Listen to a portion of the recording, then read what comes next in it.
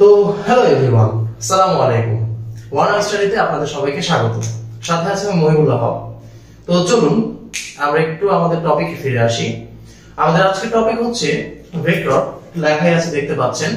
তো basically vector এটা ফিজিক্সের না ম্যাথে, এটা হয়তো বা কোশ্চেন অ্যারাইজ হতেই পারে আপনাদের মধ্যে। তো আমি একটু ক্লিয়ার করে দিই।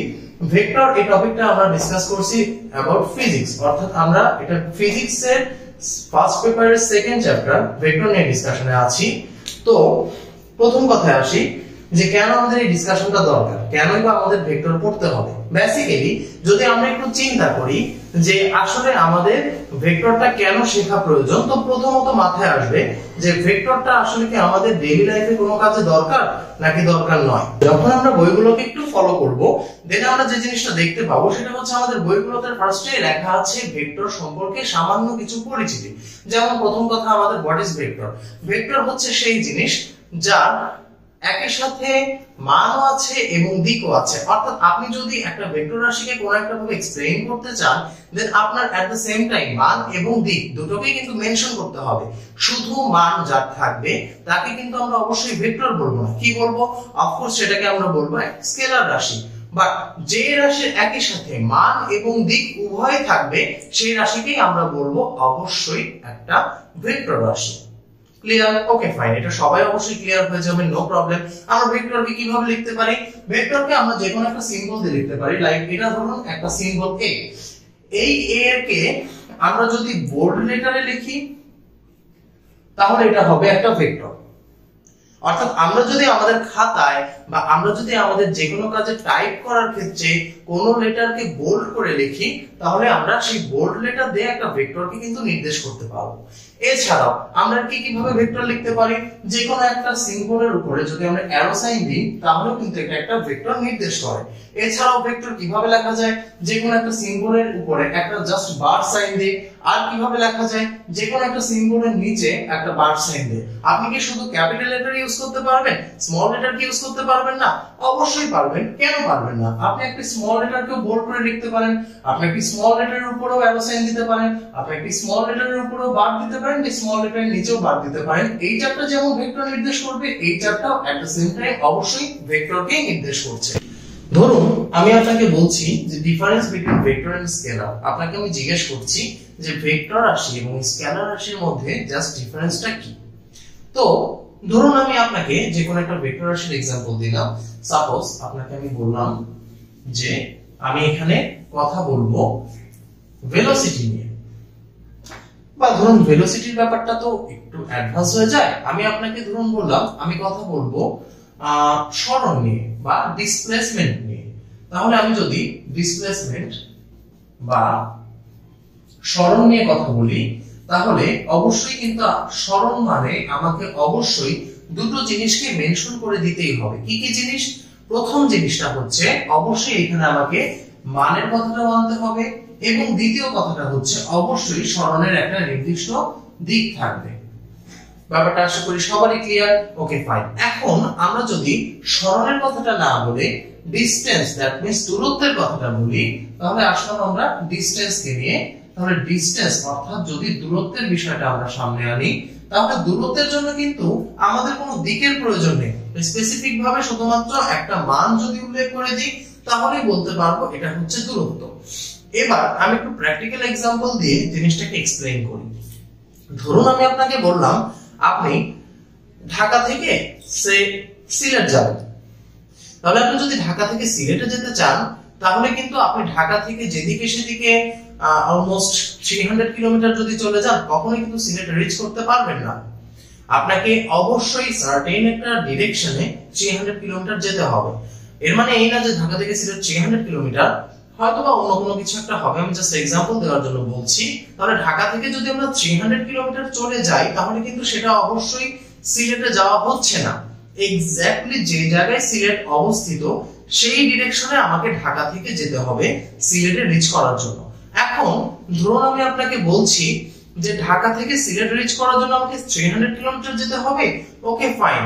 তাহলে ঢাকা থেকে সিলেটের ডিসটেন্সটা হচ্ছে 300 কিলোমিটার। বা আমি যদি আপনাকে বলি ঢাকা থেকে সিলেটের ডিসপ্লেসমেন্ট অর্থাৎ সরণ কত, দেন আমি কিন্তু অবশ্যই শুধুমাত্র 300 কিলোমিটার বলে দিলেই ভ্যালুটা এনাফ না। আমাকে অবশ্যই বলতে হবে যে হ্যাঁ ঢাকা থেকে তুমি সে নর্থে যাও, দেন তুমি 300 কিলোমিটার যাবা, তাহলে ঢাকা থেকে নর্থে 300 কিলোমিটার গেলে তুমি সিলেট রিচ করতে পারবা। তাহলে একটা মানুষকে যদি আপনি एग्जांपल হিসেবে বলেন যে ঢাকা থেকে 300 কিলোমিটার দূরে হচ্ছে সিলেট, সে কক্সবাজারের দিকে অর্থাৎ ঢাকা থেকে সাউথের দিকে যদি 300 কিলোমিটার যায়, সে কিন্তু কখনো সিলেট পাবে না।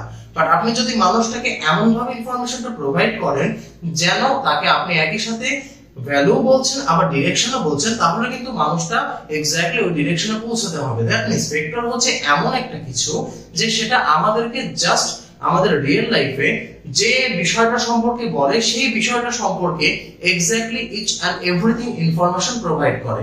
সো আমরা যদি কোনো একটা জায়গা থেকে কোনো একটা ইনফরমেশন গ্যাদার করতে চাই, কোনো একটা জায়গায় রিচ করার জন্য হতে পারে বা কোনো একটা জায়গাকে নিয়ে অ্যানালাইসিস করার জন্য হতে পারে, দেন ভেক্টর কিন্তু আমাদেরকে ডেফিনেটলি এই পুরো ইনফরমেশনটা প্রোভাইড করবে। বাট একটা স্কেলার কিন্তু আমাদেরকে শুধুমাত্র জাস্ট একটা ইনফরমেশন প্রোভাইড করে, সেটা হচ্ছে মান। সে কিন্তু আমাদেরকে অবশ্যই সার্টেনলি ডিরেকশন সম্পর্কে কিছু বলছে না। ওকে, তাহলে আমরা স্কেলার এন্ড ভেক্টরের অবশ্যই ডিফারেন্সটা বুঝতে পারলাম। আপনাদেরকে যদি একটু বলা হয় যে एग्जांपल्स কি কি হতে পারে, তাহলে ভেক্টরের एग्जांपल অনেক কিছুই হতে পারে। ভেক্টরের एग्जांपल হতে পারে সে আপনি বলতে পারেন ফোর্স মানে বল, বা বলতে পারেন হচ্ছে ভরবেগ মানে হচ্ছে মোমেন্টাম, এরপরে বলতে পারেন ভেক্টর एग्जांपल হিসেবে ডিসপ্লেসমেন্ট মানে সরণ, তারপরে বলতে পারেন ভেলোসিটি মানে অবশ্যই বেগ, এরপরেও এছাড়াও আপনি বলতে পারেন ঘূর্ণন বলের কথা আনতে পারেন, যেটাকে আমরা ইংলিশে বলি রোটেটিং ফোর্স। এছাড়াও ভেক্টরের एग्जांपल আরো অনেক কিছুই হতে পারে, এমনকি অ্যাক্সিলারেশনও ভেক্টরের একটা एग्जांपल। আর যদি আপনি স্কেলার রাশির एग्जांपले যান, জাস্ট এদের সাথে রিলেট করে আপনি স্কেলার রাশির एग्जांपल গুলো বলতে পারেন। যেমন আপনি স্কেলার রাশির জন্য অবশ্যই ভেলোসিটির স্কেলার রাশি কি হবে? স্পিড, কারণ ভেলোসিটি থেকে ডিরেকশনটা সরাই দিলেই হয়ে যাচ্ছে স্পিড। এরপর আপনি যদি ডিসপ্লেসমেন্টের স্কেলার ফরম্যাট চান, সেটাকে আপনি অবশ্যই বলবেন ডিসটেন্স। ডিসপ্লেসমেন্ট থেকে আপনি ডিরেকশনটা সরাই দিলে যা থাকবে সেটা হচ্ছে ডিসটেন্স। এছাড়াও আরো एग्जांपल থাকে স্কেলার রাশির, যেমন মাস অর্থাৎ ভর। এছাড়া স্কেলার রাশির एग्जांपल হতে পারে লেংথ অর্থাৎ কোন একটা বস্তুর দৈর্ঘ্য বা কোন একটা বস্তুর প্রস্থ বা উচ্চতা, আপনি যাই বলুন না কেন। তারপরে আয়তন, এটাও কিন্তু অবশ্যই স্কেলার রাশি, এটসেট্রা। এখন আমাদের অবশ্যই ডিফারেন্সটা আমরা বুঝতে পারছি, সো আমরা ডিফারেন্সটাকে মুছে দিচ্ছি। এরপর আমরা চলে যাচ্ছি एग्जांपल्स এ। আর एग्जांपल्स আমরা মোটামুটি ক্লিয়ার। অবশ্যই আমরা বুঝতে পারছি যে एग्जांपल ভেক্টরের জন্য কি হতে পারে, স্কেলারের জন্য কি হতে পারে, বেসিক ডিফারেন্সটা অ্যাকচুয়ালি কি হবে। ধরুন আমরা এবার চলে যাচ্ছি ভিজুয়ালাইজেশন অফ ভেক্টর, অর্থাৎ আমরা এখন একটা ভেক্টরকে খাতায় ড্র করব। খাতা তো দেখতেই পাচ্ছেন এটা আমার বুক, যাই হোক না কেন। তো আমরা এখন একটা ভেক্টরকে ভিজুয়ালাইজেশনের জন্য ড্র করলাম। ড্র করার পর অবশ্যই এই ভেক্টরটা সম্পর্কে আমাদের একটু ডিটেইলে চিন্তা যদি করি, তো আমরা কেন ভেক্টর হিসাবে এইভাবে ড্র করলাম, কেন আমার একটা সাইডে অ্যারো সাইন আছে, কেন আরেকটা সাইডে নাই, কেন অ্যারো সাইনটা দিলাম আর কেন বা এক সাইডে দিলাম, আর কেন বা এরকম ভাবে র্যান্ডমলি একটা তীরযোগ ভাবে একটা তীর চিহ্ন দিয়েছি, কেন হরাইজন্টালি দিই নাই, কেন পারপেন্ডিকুলারলি দিই নাই, কেন দিই নাই, এই প্রত্যেকটা কেন প্রশ্নের এখন অ্যানসার আমি এক এক করে দিব, একটু সাথেই থাকবেন ধৈর্য ধরে। তাহলে এখন যদি প্রথমে আসি, প্রথম বিষয়টা হচ্ছে কেন আমি এখানে অ্যারো সাইন দিয়েছি। বেসিক্যালি আমরা জানি ভেক্টর রাশি হচ্ছে এমন একটা রাশি যার একই সাথে মান থাকবে এবং একই সাথে দিকও থাকবে। সো আমি যদি এখন ভেক্টর রাশির জন্য এখন একটু এই লাইনটাকে এক্সপ্লেইন করতে চাই, তাহলে এই লাইনের এই পয়েন্ট থেকে শুরু করে এই পয়েন্টটাকে আমরা বলতে পারি শুরু এবং এই পয়েন্টটাকে আমরা বলতে পারি শেষ। তাহলে এটা যদি স্টার্টিং পয়েন্ট হয় এবং এটা যদি ফিনিশিং পয়েন্ট হয়, দেন একটা ভেক্টরের স্টার্টিং টু ফিনিশিং এর মধ্যে যতটুকু অংশ আমি পাচ্ছি, এই অংশটাকে আমরা বলবো এই ভেক্টরের জন্য মান। এবং এই ভেক্টরটা যেই ডিরেকশনে কাজ করে সেই ডিরেকশনটাকে ক্লিয়ারলি এক্সপ্লেইন করার জন্য আমরা এক্ষেত্রে যেই দিকে এই ভেক্টর কাজ করবে সেই দিকে একটা অ্যারো সাইন দিয়ে মেনশন করি যে হ্যাঁ এটা হচ্ছে এই ভেক্টরটার দিক। এরপর যদি আপনাকে বলা হয় যে একটা ভেক্টরের অ্যাকচুয়ালি কি কি থাকে, জিওমেট্রিক্যালি যদি আমরা একটু চিন্তা করি, একটা ভেক্টরকে আমরা এক্সপ্লেইন করি যখন আমরা ফিগারে ড্র করি, তখন সাধারণত আমরা ভেক্টরের প্রকাশটাকে একটা রশ্মির সাহায্যে করি। ভেক্টরের প্রকাশগুলো সাধারণত রশ্মি চিত্র হয়। রশ্মির ব্যাপারে আমরা সবাই জানি, রশ্মি হচ্ছে যার এক সাইডে টার্মিনাল পয়েন্ট থাকে আর একটা সাইডে একটা অ্যারো সাইন দিয়ে আমরা বোঝাই যে হ্যাঁ এই সাইডটা কন্টিনিউয়াসলি চলতে পারবে। এবং ভেক্টরকে আমরা লিখছি একটা রশ্মি দিয়ে, যেখানে রশ্মি যতটুকু অংশ তার ধারণ করার যে রেখাটা আছে, অর্থাৎ আমরা এখানে কল্পনা করছি এখানে একটা ইনফিনিটি লাইন চলে যাচ্ছে, যে লাইনের মধ্যে একটা অংশ হচ্ছে এই রশ্মিটা। তাহলে তার যে ধারণকৃত রেখা, এই রেখাটাকে আমরা সাধারণত বলে থাকি একটা ভেক্টরের জন্য ধারক রেখা। তাহলে একটা ভেক্টরের ধারক রেখা থেকে ভেক্টরটা রশ্মি চিত্র অনুযায়ী যতটুকু অংশ ধারক রেখা থেকে ছেদ করে ততটুকু অংশকে আমরা বলে থাকি ওই ভেক্টরের মান। এবং রশ্মিটার যেদিকে অ্যারো সাইন থাকে সেটা হচ্ছে ভেক্টরের প্রান্ত বিন্দু। কোন প্রান্ত বিন্দু? যেটা চলমান, অর্থাৎ আমরা এটাকে বলবো শেষ প্রান্ত বিন্দু। এবং যে প্রান্ত বিন্দুতে আমরা অ্যারো সাইন দিব না, এটা হচ্ছে ভেক্টরের এমন একটা প্রান্ত বিন্দু যে প্রান্ত বিন্দু থেকে এই ভেক্টরটার যাত্রা শুরু হয়েছিল, অর্থাৎ এই পয়েন্টটা হবে হচ্ছে এই ভেক্টরের শুরু। তাহলে আমরা যদি এই ভেক্টরকে এখন একটা সিম্বল দিয়ে লিখতে চাই, যে কোনো সিম্বল লিখতে পারি, এ দিতে পারি মাথায় অ্যারো দিয়ে, অথবা আমরা ছোট হাতে স্মল লেটারে এ দিতে পারি মাথায় অ্যারো দিয়ে। এবং আমরা চাইলে মাথায় অ্যারো না দিয়ে কি কি দিতে পারি, বার দিতে পারি, নিচে বার দিতে পারি, বোল্ড লেটারে লিখতে পারি, এটার ব্যাপারে তো বলেইছি। ওকে, তাহলে আমরা এখন একটা ভেক্টরের ভিজুয়ালাইজেশন সম্পর্কেও বুঝতে পারছি। আর finally use of a vector. তো ভেক্টরের ইউজ আসলে বলে শেষ করার মতো না।